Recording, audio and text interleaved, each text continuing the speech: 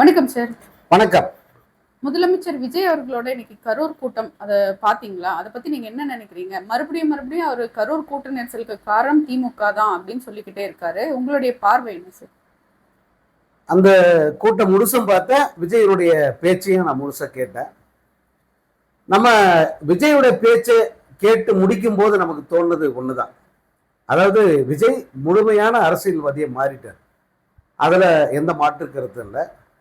அதே போல இந்த அரசியலை எப்படி முன்னெடுத்துட்டு போனா இங்க இருக்கிற மக்களை முழுசா ஏமாத்த முடியும் அப்படிங்கிற அந்த டெக்னிக்கே அவர் தெரிஞ்சுக்கிட்டார் அப்படிதான் நான் நினைக்கிறேன்.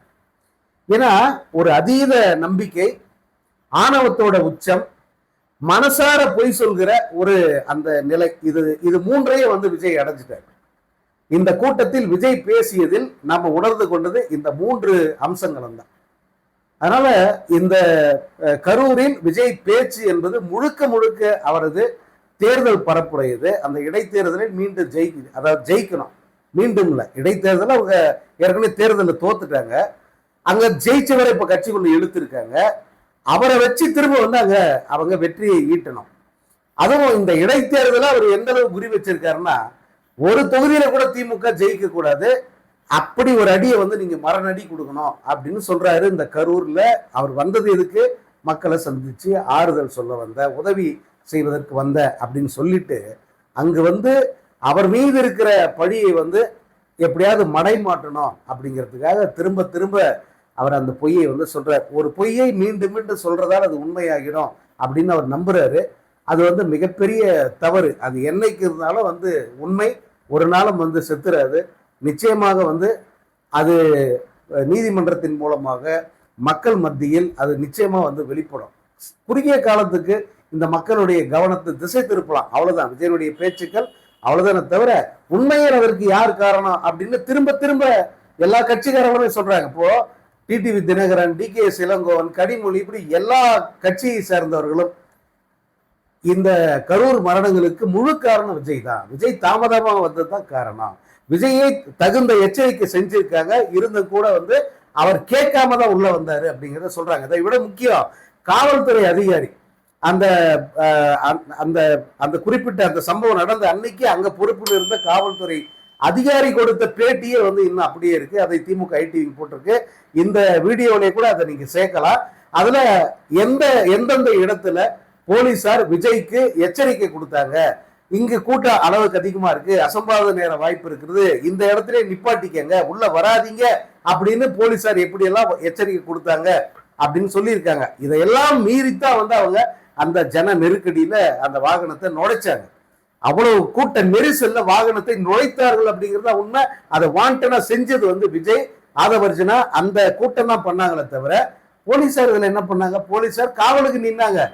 நிலைமை கட்டுக்கடகாம போன பிறகு கையை பசங்கிட்டு நிக்கிறாங்க. அங்க 100க்கும் மேற்பட்ட மரணங்கள் நேர்ந்திருக்கும். சரியான நேரத்துல போலீஸும் திமுக அரசும் அங்க செயல்படாம போயிருந்தா 100க்கும் மேற்பட்ட மரணங்கள் நடந்திருக்கும். இன்னும் கூட பல பொய்களை அவங்க அடுத்தடுத்து சொல்றாங்க. எப்படி இவ்வளவு பேருக்கு விடியறதுக்குள்ள போஸ்ட்மார்ட்டம் பண்ணாங்கன்னா கேட்டுக்கிட்டு இருக்காங்க. அந்த போஸ்ட்மார்ட்டம் எப்படி நடந்ததுன்னு போலீசாரும் சொல்றாங்க. அன்றைக்கு இதற்கு விளக்கம் அளித்த அமுதா IAS ஆபீசர் அவங்களும் சொல்லியிருப்பாங்க.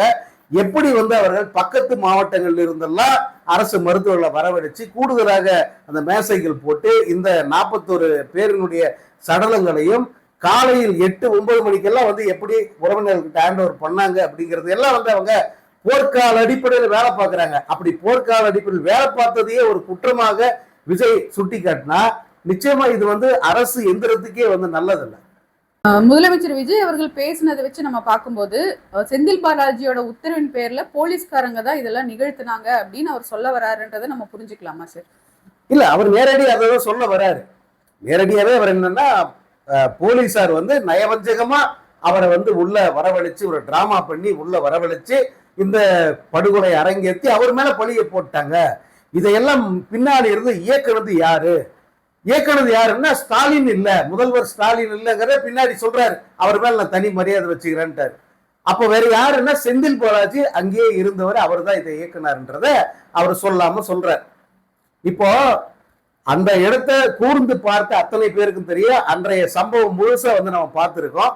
இந்த கரூரில் இந்த ஸ்டாம்பீடு எப்படி நடந்ததுங்கிறத நம்ம கூர்ந்து பார்த்தா அவரை வந்து 50 மீட்டருக்கு முன்னாடியே வண்டியை நிப்பாட்ட சொல்லிட்டாங்க. ஒரு டிஎஸ்பி சொல்றாரு, ஒரு டிஎஸ்பி சொல்லி நான் கேட்கறதான்னு சொல்லிட்டு தான் ஆதவர்ஜனா வண்டியை வந்து இந்த ஜனத்திரளுக்குள்ள நுழைக்கிறார்.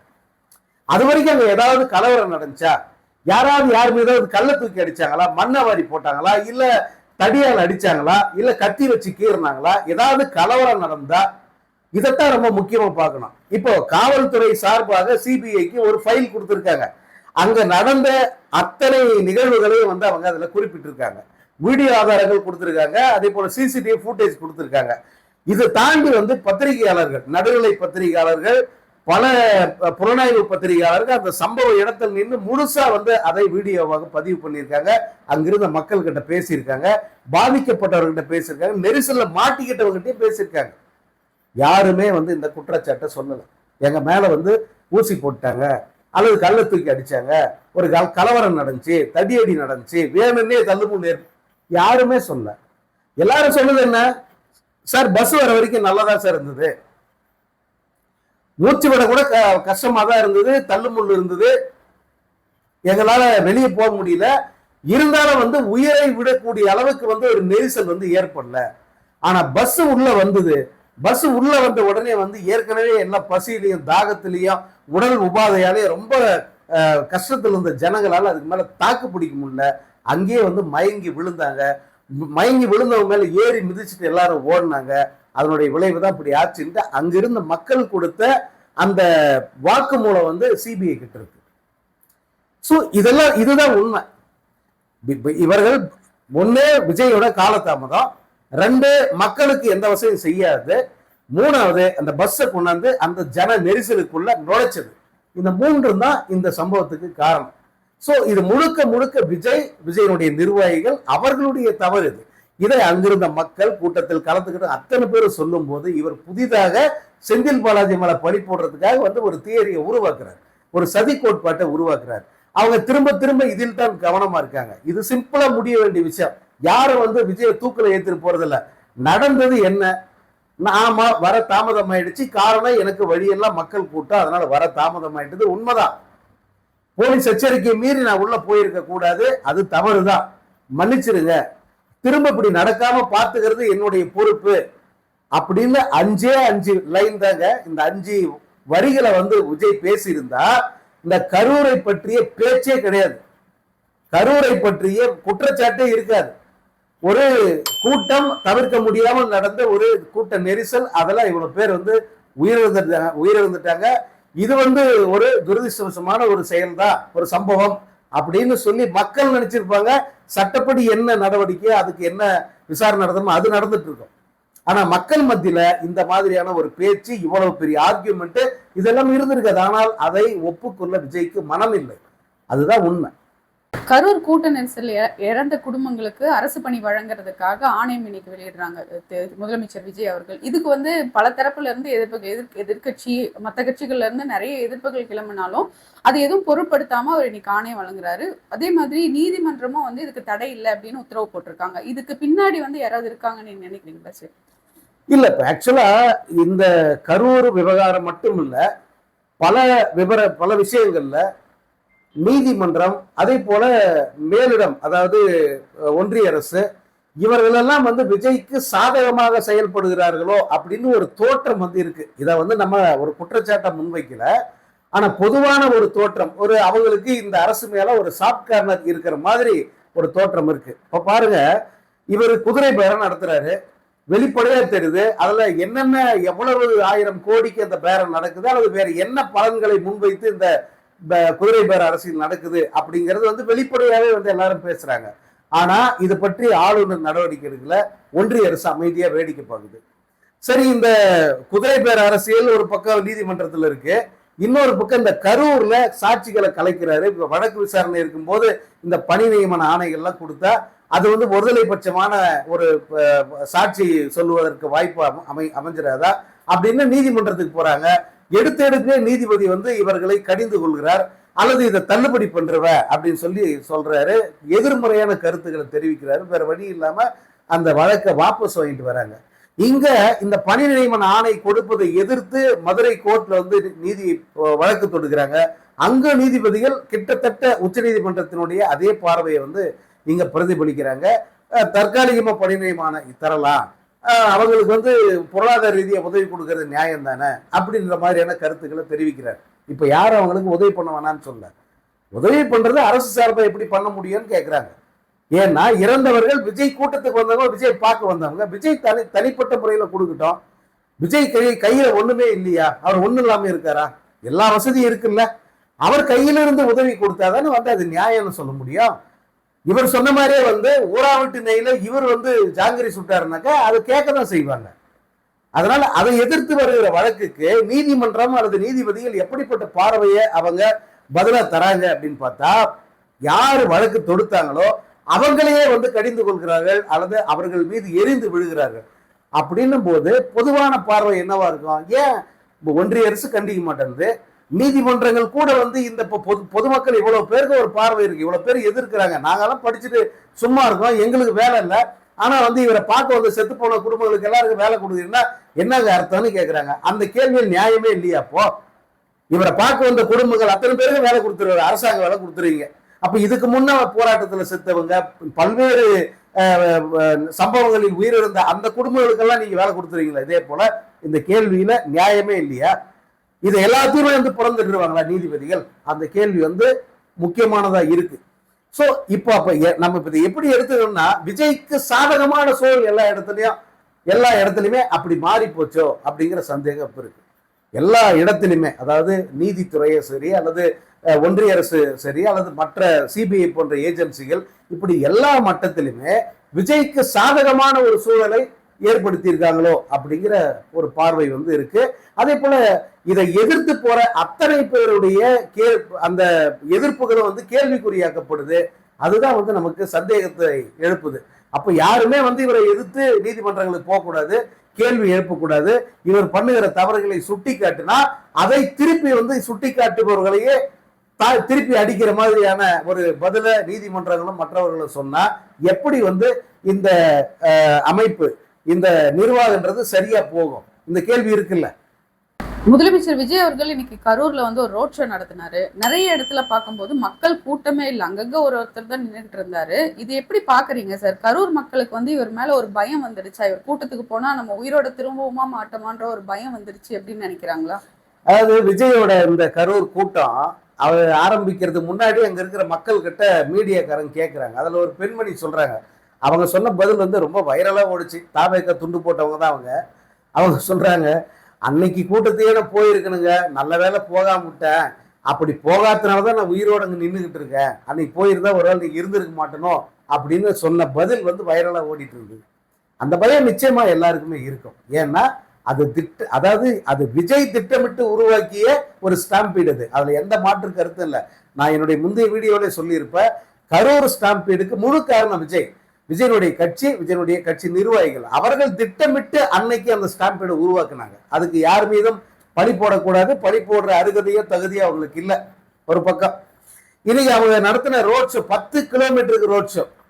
இவங்க கூட்டம் அப்படியே அலைகடலோட திரண்டு வந்து நமக்காக வந்து நிற்கும், முண்டி அடிச்சுக்கிட்டு வருவாங்க அப்படின்னு அவங்க எதிர்பார்த்தாங்க. அது விஜய் கரூருக்குள்ள நுழையும் போது அந்த டோல்கேட் பக்கத்துல மட்டும்தான் அந்த கூட்டம் ஓரளவுக்கு இருந்தது. மற்றபடி வந்து அவர்கள் 5000 பேருக்குள்ளதான் அந்த கூட்டத்தை ஆர்கனைஸ் பண்ணாங்க. அது இன்னும் ஒரு 100-200 பேருக்கு முன்ன பின்ன இருக்கும். ஒரு 5000 பேர், 5500 பேர் அது அங்க. மற்றபடி இவங்க ரோட் ஷோ பண்ணாங்க. ரோட் ஷோவை பார்க்கவே ஆள் இல்லை.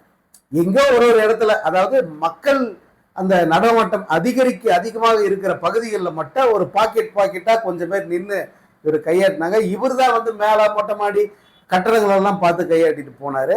மற்றபடி இவர் ரோட் ஷோ பல்லிழிச்சிருச்சு அப்படின்னு தான் சொல்லணும். எந்த ஒரு இடத்துல பாத்தீங்கன்னா 2 பக்கமா ஆட்களே இல்லை, இவர் கையாட்டிட்டு வர்றாரு. ஆளே இல்லாத ஏரியாவுக்கு அருண்ராஜ் வந்து கையெடுத்து கும்பிட்டு கையாட்டிட்டு போறாரு. இப்படி ஒரு ரோட் ஷோ எல்லாம் வந்து நரேந்திர மோடி தான் அதுக்கு முன்னே நடத்தியிருக்காரு.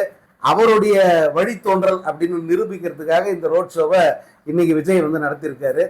பட் ஒரு வகையில வந்து விஜய் மீது விஜய் நடத்துற கூட்டங்களுக்கு போனா என்ன மாதிரியான ஒரு விளைவை நம்ம சந்திக்க நேரும் அப்படிங்கிற பயம் மக்கள் மனசுல இருக்கு அப்படிங்கிறதே வந்து நம்மளால புரிஞ்சுக்க முடியுது. அதுக்கு இந்த ரோட் ஷோ வந்து ஒரு உதாரணம். முதலமைச்சர் விஜய் அவர்கள் திருச்சி கிழக்குல பேசினதும் இன்னைக்கு கரூர் இன்னைக்கு அந்த இதுல பேசினதும் எல்லாம் வச்சு ஒட்டுமொத்தமா பார்க்கும்போது நம்ம ஆட்சிக்கு வந்துட்டோம், நம்ம கூட்டணி கட்சிகள் எல்லாருமே நமக்கு சப்போர்ட்டா இருக்காங்க, அதிமுகல இருக்கிற பாதி பேர் வந்து நம்ம கூட வந்து நம்ம கட்சியில வந்து இணைஞ்சிட்டாங்க அப்படின்ற ஒரு இதுல அவர் பேசுறாரு. நம்மள யாரும் அசைச்சிக்க முடியாது, அந்த ஒரு மாதிரி ஒரு மென்டாலிட்டிக்கு வந்துட்டாரு அப்படின்னு நீங்க பாக்குறீங்களா சார்? அதுதான் உண்மை. அவருடைய பேச்சு ஆரம்பத்துல இருந்தே விஜய் பர்சனலா விஜய் கேரக்டர் தான்.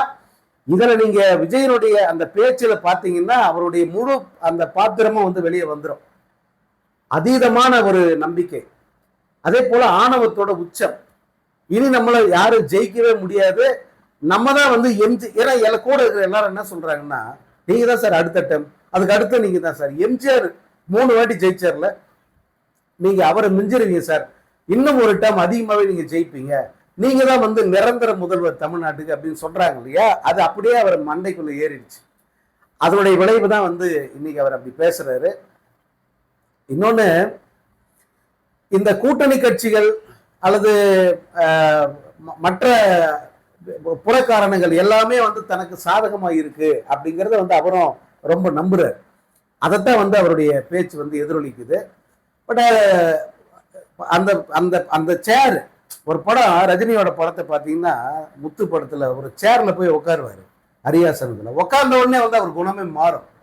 அதை விட்டு எந்திரிச்சா அந்த அந்த குணம் வந்து வேற மாதிரியா இருக்கும். இந்த சேர்ல போய் உட்கார்ந்த உடனே அந்த அதிகாரம் தருகிற திமிரு, அந்த அதிகாரம் தருகிற அந்த ஒரு ஆணவம், இதெல்லாம் சேர்ந்து வந்து அவரை இந்த மாதிரி பேச வைக்குது அப்படின்னு தான் நினைக்கிறார். இன்னொன்னு, அவர் வந்து இந்த பசங்களை வந்து ஒரு அவங்களுடைய மனசை வந்து விஷமாக்குற அந்த வேலை இருக்குல்ல, அது ரொம்ப வேகமா அவங்க செய்யறாங்க. தாவேகா கூட்டம் அந்த இளைஞர்கள் மனதை கெடுக்கிற வேலையில வந்து ரொம்ப தீவிரமா வந்து இறங்குறாங்க. இன்னைக்கே விஜயனுடைய அந்த பேச்சை முழுசா லைவா வந்து அரசு பள்ளிகள்ல போட்டு காமிச்சிருக்காங்க.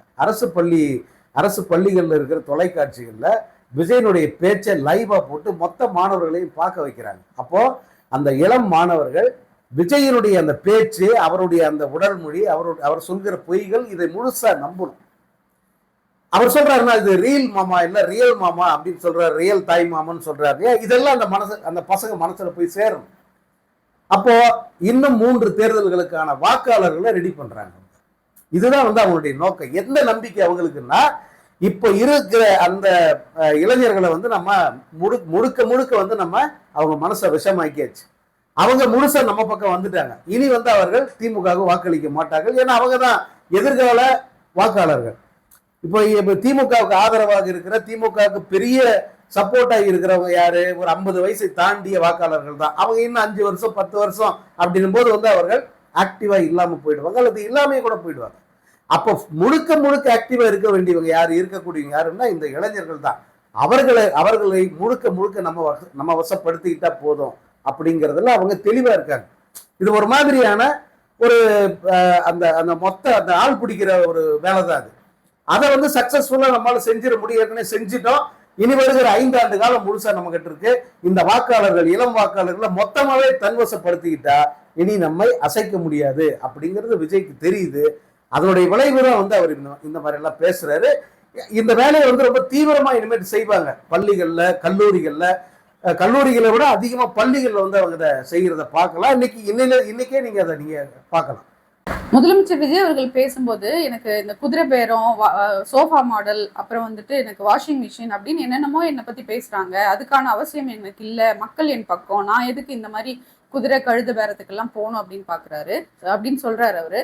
அப்போ அதிமுகல இருந்து மற்ற கட்சிகள்ல இருந்து அவர் அவங்க எந்த எதிர்பார்ப்பும் இல்லாம வந்து கூட்டணி கட்சி இவங்க கூட கூட்டணி வைக்கிறாங்க, இல்ல இவங்க கட்சியில வந்து சேர்றாங்க அப்படின்றது இவர் எப்படி கடிவாளம் கட்டிட்டு பாக்குறாரு அப்படின்ற மாதிரி நம்ம எடுத்துக்கணுமா சார்?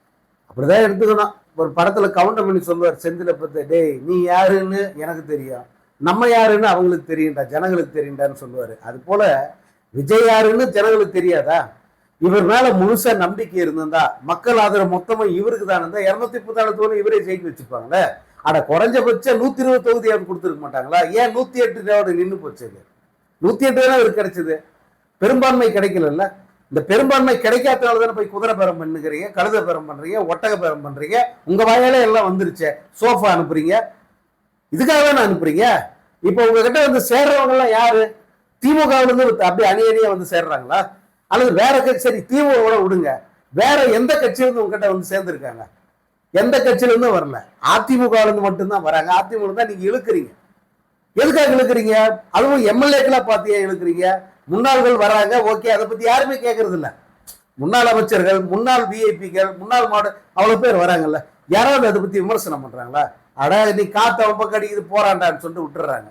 ஆனா எம்எல்ஏக்கள் இந்த தேர்தலில் நின்று ஜெயிச்ச எம்எல்ஏக்கள் ரிசைன் பண்ணிட்டு உங்க கட்சிக்கு வராங்கன்னா என்ன அர்த்தம்? நான் பலமுறை கேட்கிறேன். எம்எல்ஏ பதவி தர்ற அதிகாரத்தை விட, பலனை விட மிக அதிக பலன்கள் உங்ககிட்ட வர்றதுனால கிடைக்குது. அதனாலதான் வராங்க. அவங்க எல்லாம் தியாகிகளா? உங்ககிட்ட வந்து சேர்ற அந்த முன்னாள் எம்எல்ஏக்கள் இருக்காங்களே, அவங்களே யாரு? பெரிய தியாகிகள்.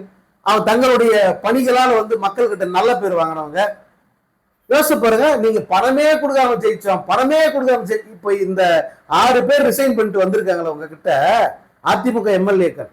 அதுல ஒவ்வொரு எம்எல்ஏ பத்தி சொல்ல முடியும். ஒவ்வொரு எம்எல்ஏ எவ்வளவு கொடுத்திருக்காங்க ஓட்டுக்கு?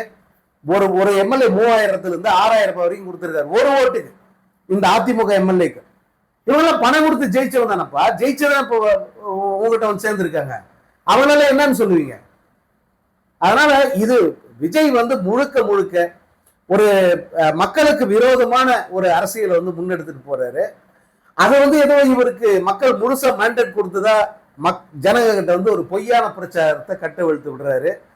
இது இனி வர்ற நாள்ல வந்து முழுசா இவங்க எல்லாருமே வந்து நமக்கு தான் சப்போர்ட்டா இருப்பாங்க, அடுத்தடுத்த ஆட்சி நம்மளுக்கு தான் அப்படிங்கிற ஒரு அதீத நம்பிக்கையில வந்து தொடர்ச்சியா இதை வந்து அவர் பேசிக்கிட்டு இருக்காரு. பட் இதெல்லாம் வந்து இதை விட வலிமையாக இருந்த பல முதல்வர்களை இந்தியா பார்த்திருக்கு. அவங்க எப்படி அடுத்த தேர்தலிலே கவுந்து போனாங்கன்றதையும் பார்த்திருக்கு. அதனால காலம் இதுக்கெல்லாம் பதில் சொல்லும். காத்திருந்து பதில் சொல்லும்.